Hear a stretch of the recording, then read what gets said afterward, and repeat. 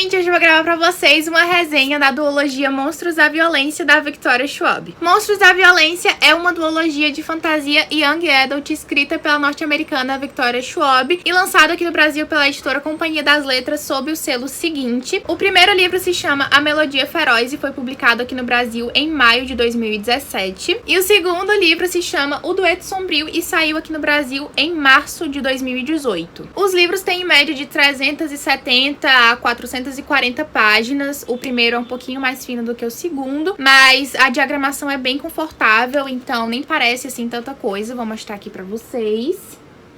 E a minha avaliação para os dois livros da duologia foi de 4 estrelas. Eu gostei bastante e por isso eu quis trazer essa resenha aqui pra vocês. Pra quem não sabe ainda como funcionam as resenhas aqui do canal, eu não falo spoiler sobre a história, eu apenas digo a sinopse do primeiro livro e as minhas opiniões sobre a série em geral, mas não falo spoiler, então se você não leu o primeiro livro ainda, não leu o segundo, não leu nada, não se preocupem, porque não vai ter spoiler nessa resenha. Essa história aqui, então, vai ser narrada em primeira pessoa, sob a perspectiva de dois personagens diferentes, a Kate e o August, e ambos vivem na mesma cidade, que se chama Veracidade, só que em partes opostas. A Kate, no caso, ela é filha, né, do líder da parte norte da cidade, que se chama Callum Harker, enquanto o August é filho adotivo do líder da parte sul, que se chama Henry Flynn. Os dois lados meio que tem uma rixa entre eles, e isso é uma coisa já de muito tempo, só que atualmente, na situação que a cidade se encontra, eles têm uma aliança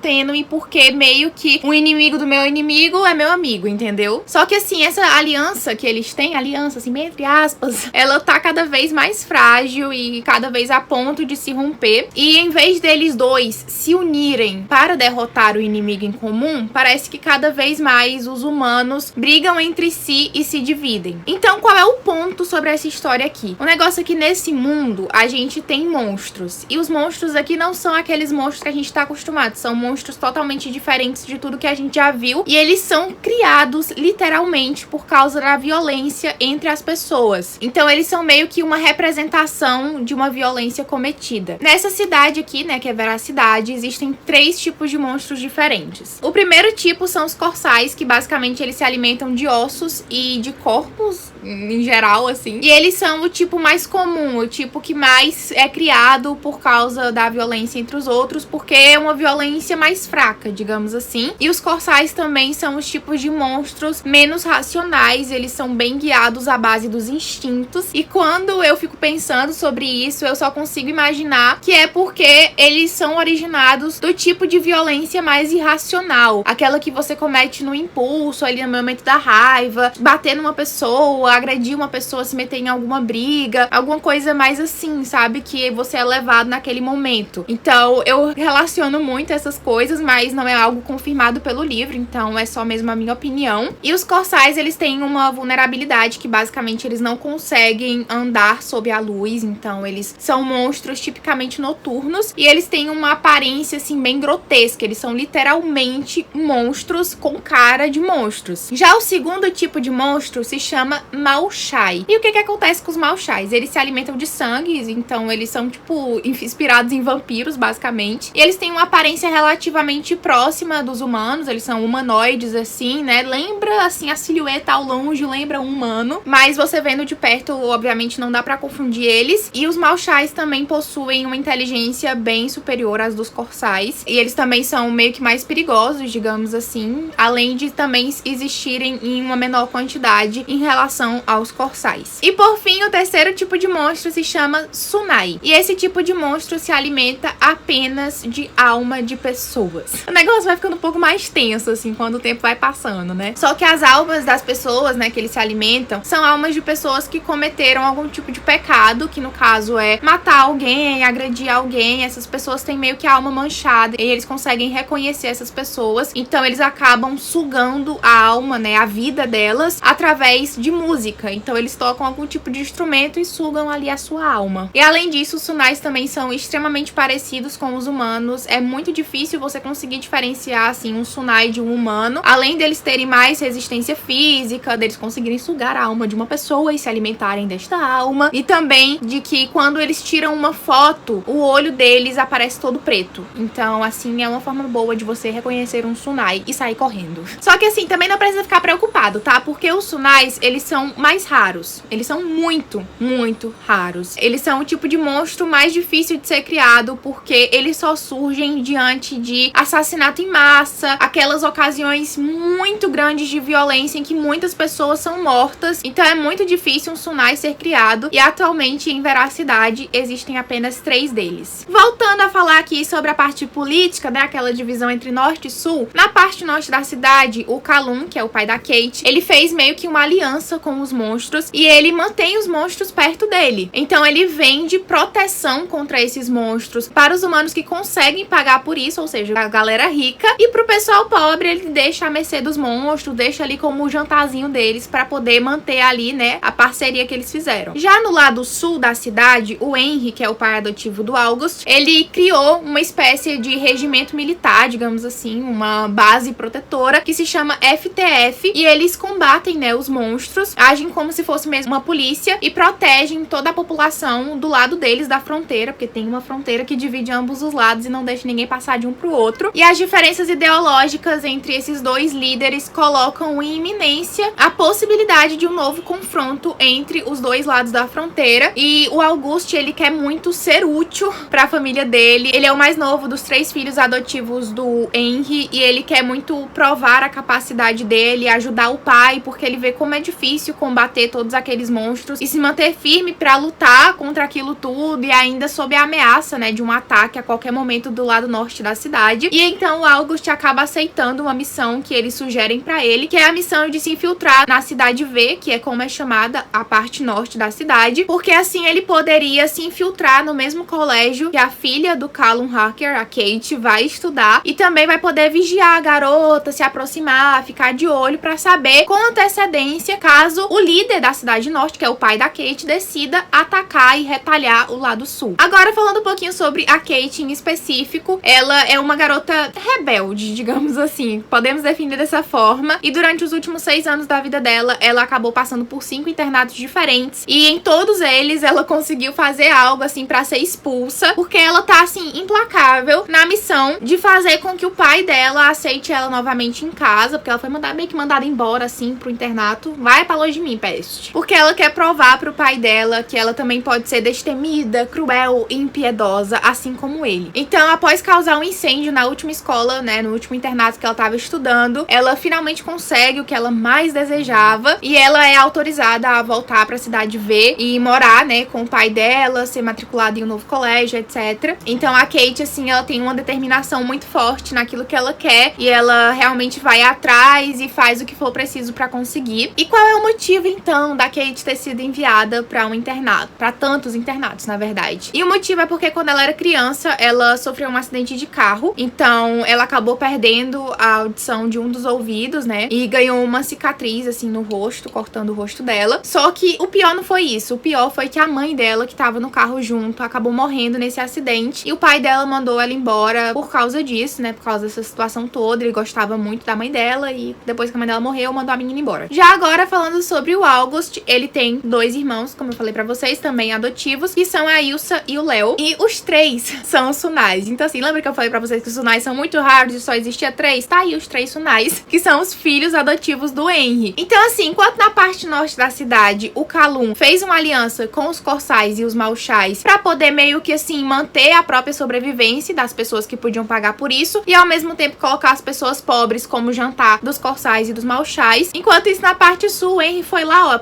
pegou os 3 Tsunais e trouxe ali pra família dele. Mas, assim, brincadeiras à parte, eu acho bem legal a relação entre eles, porque apesar do August e dos 2 irmãos serem monstros, serem Tsunais, serem extremamente poderosos e totalmente diferentes, né, do que o Henry Flynn e a esposa dele consideram como normal, eles realmente têm uma relação de família muito bonita. Então eles vivem juntos, eles se importam uns com os outros, eles têm sentimentos pelos outros, e essa é uma parte, assim, que eu achei bem legal da história. Só que, assim, enquanto a Ilsa, ela aceita o fato de que ela é uma Tsunai e o Léo se orgulha do fato de que ele é um Tsunai, o August, diferente dos irmãos, odeia o fato de ser um Tsunai, de ser um monstro, de ter a habilidade que ele tem e de precisar ceifar a vida dos outros pra poder se alimentar, porque é uma fonte de alimento pra ele, então ele precisa daquilo pra se manter vivo, entendeu? Senão ele começa a perder o controle. Então o August, ele tem várias marcas no corpo dele e essas marcas vão surgindo com o passar do tempo que ele não vai se alimentando. Então quando o corpo dele fica cheio de marcas,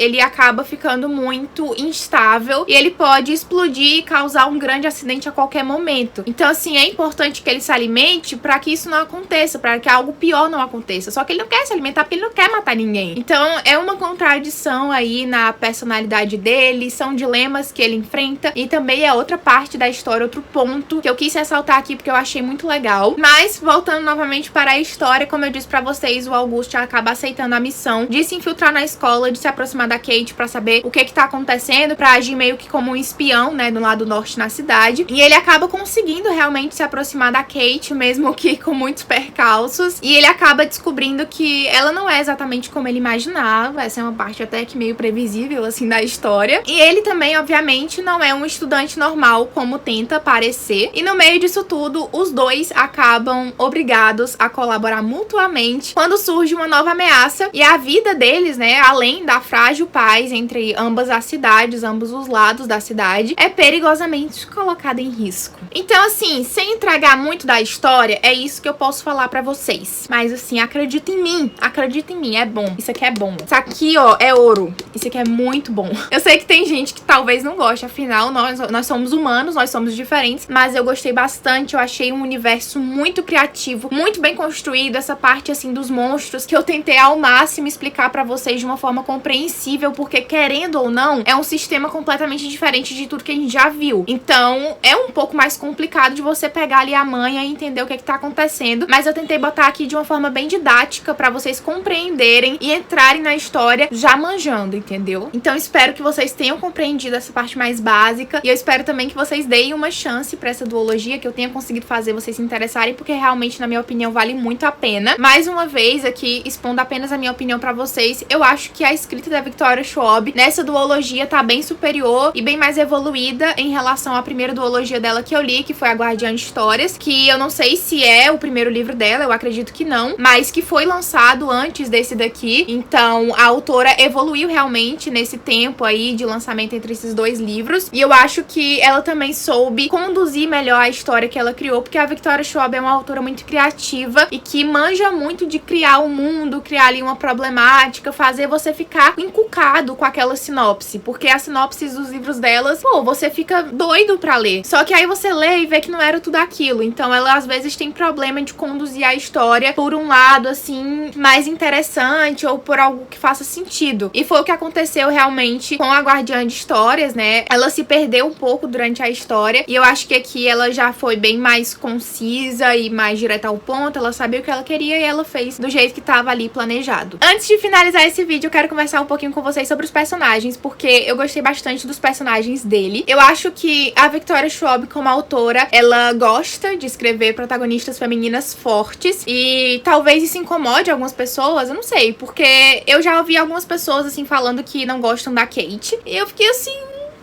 tá bom, né? Tá bom, tudo bem, opiniões diferentes, eu respeito a sua, você respeita a minha, mas particularmente eu gostei bastante da Kate, gosto das protagonistas femininas da Victoria Schwab. Eu acho que elas fazem besteira, elas tomam decisões erradas, muitas vezes elas são teimosas também, mas que, querendo ou não, isso é uma característica natural, sabe? E que quando a personagem sofre alguma evolução durante os livros, faz com que se torne mais perceptível o crescimento dela. Então eu considero um ponto positivo. Eu não gosto muito de personagens sem atitude, que são muito boazinhas e fica sem sal pra mim, então eu não gosto. Então a Kate faz o meu tipo de personagem preferida e diante de tudo que ela passou, da vida que ela teve e até mesmo da idade dela, eu acho que as atitudes que ela tem condizem e são bastante justas. Já no caso do August, que é o nosso outro protagonista, como eu disse pra vocês, esse livro vai ser dividido com narrativas dos dois personagens e, assim, cara, o que falar, entendeu? O que falar? Porque, assim, o August é tudo. Ele é tudo. Eu amei o August. De verdade, eu diria até que ele é um personagem meio apelativo, porque ele tem uma personalidade muito difícil de você conseguir sentir qualquer coisa negativa contra ele. Porque assim, ao contrário da Kate, que ela é cheia de defeitos, ela comete erros, ela tá ali, né, lutando, tá ali perseguindo os objetivos dela, mesmo que esses objetivos não sejam exatamente uma coisa boa. O August, nesse caso, ele nasceu como um monstro, só que ele não quer ser um. E aí você já tá o quê? Com o coração entregue a essa pessoa. Ai, gente, não dá. Ele é muito fofo, eu não aguento. Eu amo muito o August e eu acho que quem lê essa duologia aqui também vai se apaixonar. É muito fácil de você sentir empatia e se apegar a ele. E quanto mais o livro vai passando, mais esse sentimento cresce. E assim, eu acho que é impossível você terminar a leitura dos livros e não ficar querendo um August pra cuidar, criar e dar amor e carinho. Sobre esse livro aqui eu não vou falar nada, porque enfim, né, é o final de uma duologia. Eu não quero dar spoiler nesse vídeo, já que eu prometi pra vocês que eu não iria dar e eu nunca dou mesmo. Mas assim, só digo uma coisa: preparem os lencinhos que vem choradeira por aí, tá? Não sei se eu sou muito sensível, talvez eu seja, não sei, eu choro até com bastante facilidade, mas eu chorei horrores, gente, eu chorei horrores, alaguei minha casa. Mas assim, também, quem não chorar, viu, não tem coração, viu, tem uma pedra no lugar, porque pelo amor de Deus. Então é isso, gente, eu espero muito que vocês tenham gostado desse vídeo. Caso vocês tenham gostado, não se esqueçam de dar um like, se inscrever aqui no canal e ativar o sininho de notificações pra ficar sabendo sempre que eu postar vídeo novo. Também não esqueçam de me seguir pelo Instagram e pelo Twitter, as minhas redes sociais estão aparecendo aqui na tela pra vocês, tem link de acesso pra elas aqui embaixo no box de descrição, então é só clicar lá, me seguir e ficar por dentro de todas as novidades. Caso vocês queiram comprar aqui, ó, a duologia Monstros da Violência, tanto a Melodia Feroz quanto o Dueto Sombrio, que inclusive sempre estão com um precinho bom na Amazon, compre pelo meu link, também tem o link na Submarino, no Shoptime, na Americanas, então comprando através de qualquer um desses sites pelo meu link, vocês me ajudam muito e não pagam nada mais por isso, não apenas esses livrinhos, como qualquer outra coisa que vocês queiram adquirir. Lembrem-se de mim, por favor, que vocês ajudam muito e apoiam o meu trabalho sem gastar nenhum centavo. Muito obrigada por assistirem esse vídeo até aqui e até o próximo!